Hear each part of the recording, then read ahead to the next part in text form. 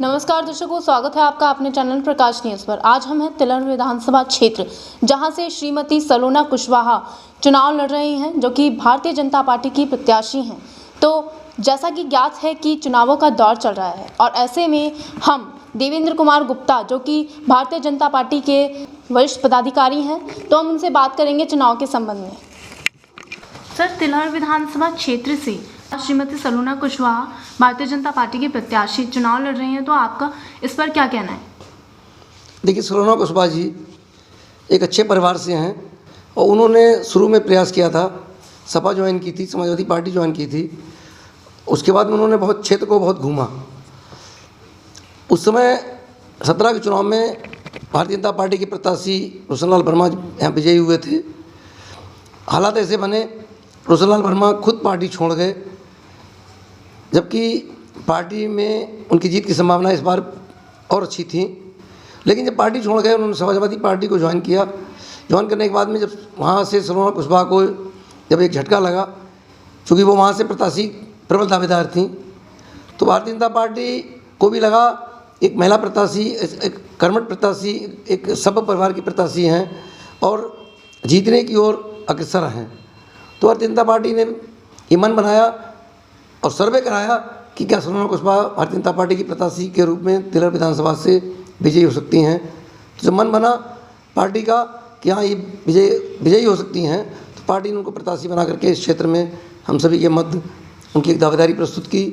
और मेरा विश्वास ही नहीं, जनमानस का पूरा, इस क्षेत्र के पूरे जनमानस का विश्वास है कि सलोना कुशवाहा निश्चित रूप से विजयी होंगी।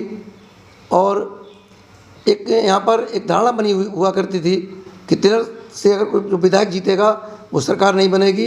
इस धारणा को भी 2017 में भारतीय जनता पार्टी के सभी कर्मठ, दुर्लभ, समर्पित और समर्थित कार्यकर्ताओं ने तोड़ करके दिखा दिया। 2017 में भारतीय जनता पार्टी के प्रत्याशी के रूप में रोशनलाल वर्मा विजयी हुए थे और उत्तर प्रदेश की सरकार भी भारतीय जनता पार्टी की बनी थी। इस बार भी मेरा पूर्ण विश्वास है कि सलोना कुशवाहा ही जीतेंगी, भारतीय जनता पार्टी की MLA होंगी और सरकार भी भारतीय जनता पार्टी की बनेगी।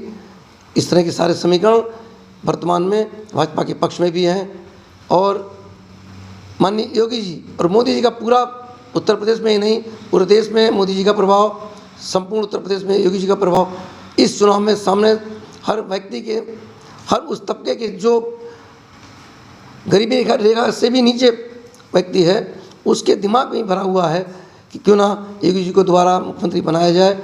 चूँकि हर उस गरीब की लड़ाई, हर उस त्रस्त और ग्रस्त की लड़ाई योगी जी के कार्यकाल में लड़ी गई, जिसके सपने हुआ करते थे। तो मेरा तो यही विश्वास है कि जीत में कहीं कोई बाधा नहीं है। देवेंद्र जी, सलोना कुशवाहा जी इस क्षेत्र के लिए क्या क्या कार्य कर रही हैं और यहाँ की जनता से उनकी क्या उम्मीद है? देखिए, सलोना कुशवाहा जी एक बहुत अच्छे परिवार की महिला हैं। इस क्षेत्र की वो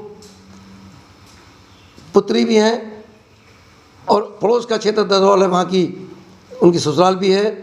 और वर्तमान में उनके पति एक मेडिसिटी अस्पताल बरेली में है, एक अच्छा अस्पताल, नामी अस्पताल है, उसके वो स्वामी हैं, उनकी ये पत्नी है। और मेरा ही मानना नहीं, लोगों का भी पूर्ण विश्वास है कि सलोना कुशवाहा विजयी होने के बाद में इस क्षेत्र में हर वो कार्य करके दिखाएंगी जिस कार्य के लिए 15 साल रोशनलाल ने बर्बाद किए। 10 साल रोशनलाल वर्मा बसपा से विधायक रहे, 5 साल भाजपा से विधायक रहे। इस 15 साल में उन्होंने सिर्फ और सिर्फ अपना घर बनाया और आम जनता के लिए उन्होंने एक भी कोई ऐसा कार्य नहीं करके दिखाया कि जनता उनको कहीं पर भी आज उनको बहुमत देने को तैयार हो। सर, सलोना कुशवाहा जी की इस बार चुनाव में जीत हासिल करने की क्या रणनीति है?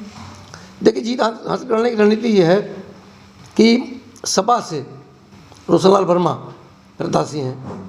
वो कहते हैं कि मेरे पास मुस्लिम वोट बैंक, मेरे पास किसान वोट बैंक और मेरे पास यादव वोट बैंक, इन 3 वोट बैंक को मिला करके लगभग 1,20,000 वोट बनता है। कुल इस 133 विधानसभा तिलर में टोटल मतदाता हैं 3,54,000 के आसपास। बाकी 1,20,000 वोट उनका निकाल भी दो तो 2,34,000 वोट बचा। एक तरफ लड़ाई है सपा प्रत्याशी के पक्ष में 1,20,000 से, एक तरफ शेष वोट बचा है 2,34,000। दो अन्य प्रत्याशी हैं वो मात्र 2-2, 4-4 हज़ार वाले प्रत्याशी हैं, उनसे कहीं कोई नुकसान होने वाला नहीं। लगभग 1,20,000 और लगभग 2,20,000 ही मान लो, जो 1 लाख वोट का डिफरेंस है, उस 1 लाख वोट में 70% वोट निश्चित रूप से सलोना कुशवाहा के पक्ष में जाने को मन बनाए बैठा है। सर, उन्हें इस क्षेत्र से क्या इस बार उतना ही प्रेम और स्नेह मिल पाएगा जितना वो चाहती हैं? निश्चित रूप से मिलेगा, जितना वो चाहती हैं निश्चित रूप से मिलेगा सलोना कुशवाहा को, चूँकि एक तो भारतीय जनता पार्टी की प्रत्याशी हैं और बहुत कर्मठ, योग्य और शिक्षित महिला हैं। कहीं पर भी मेरा मानना है कि कहीं पर भी उनके मन में कहीं भी कोई बेईमानी की धारणा ना मैंने देखी है और ना वो पैदा होने देंगी। जो भी विधायक के कार्य होते हैं, विधायक निधि के कार्य होते हैं, निश्चित रूप से वो क्षेत्र में करने और लगाने का प्रयास करेंगे, ऐसा मेरा मानना है। सर, सलोना कुशवाहा जी इस क्षेत्र के लिए क्या क्या विकास के कार्य करेंगी? देखिए, सलोना कुशवाहा जी ये क्षेत्र बहुत, जहाँ तक मेरी जानकारी में है कि बहुत विरल क्षेत्र रहा, बड़ा दुर्लभ और कठिन क्षेत्र रहा। 1989 से लगातार मैं सक्रिय राजनीति में हूँ। इस क्षेत्र से बाबू सतपाल सिंह विधायक हुआ करते थे, वो तिलहर क्षेत्र के विधायक होते होते पार्लियामेंट में भी रहे, भारतीय जनता पार्टी से सांसद भी बने और बनने के बाद में 1989 से पहले वो नेता विरोधी दल भी रहे, जनता दल की सरकार हुआ करती थी और उस समय भी वो चाहते तो इस क्षेत्र का भू विकास होता कि लोग देखते, लेकिन इस क्षेत्र का दुर्भाग्य रहा कि बाबू सतपाल सिंह यादव ने भी कुछ नहीं किया। लगातार कई यहाँ पर से मंत्री भी रहे, लेकिन उन्होंने कुछ नहीं किया। और एक और घटना मैं आपको याद दिला दूँ, 1991 में तिलहर विधानसभा से बाबू मुलायम सिंह यादव भी यहाँ से उपचुनाव में विजयी हुए थे और उन्होंने कहा था कि मैं लखनऊ का खजाना तिलहर की ओर मोड़ दूंगा। 1991 में जीतने के बाद उस समय तिलहर क्षेत्र की जनता ने उन्हें सराखों लिया था और उन्होंने तिलहर की सीट को ही छोड़ दिया, यहाँ से इस्तीफा देकर चले गए।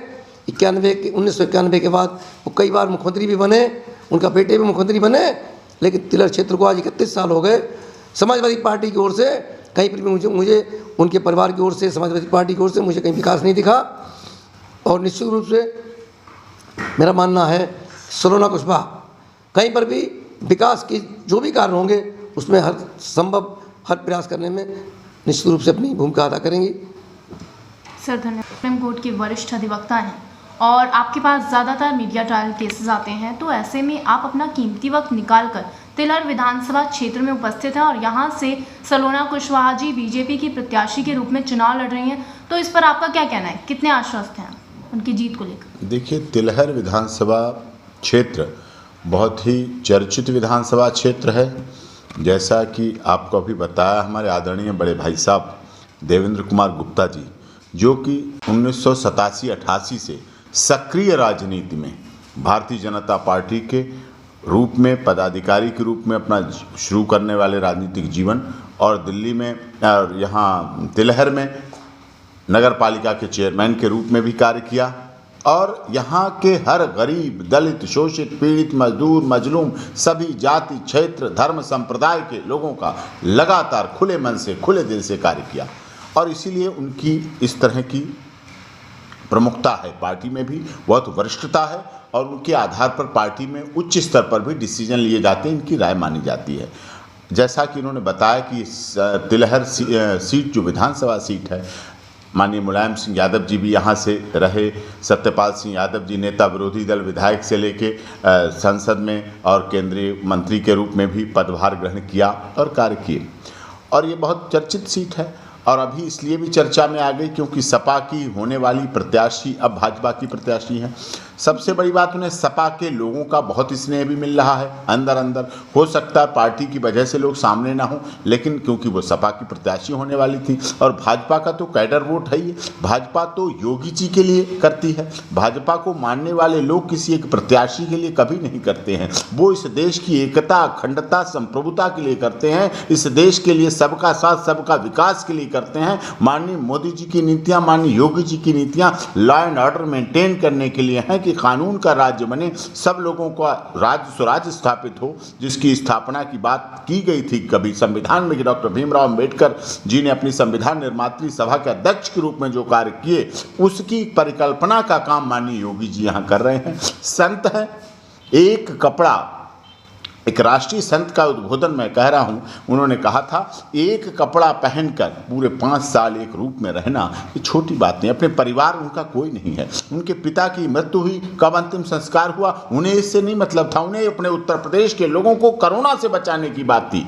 और इसी तरह सलोना कुशवाहा चिकित्सकीय परिवार से हैं, हॉस्पिटल डॉक्टर हैं उनके पति, तो उन्होंने कोरोना काल में भी मदद की है।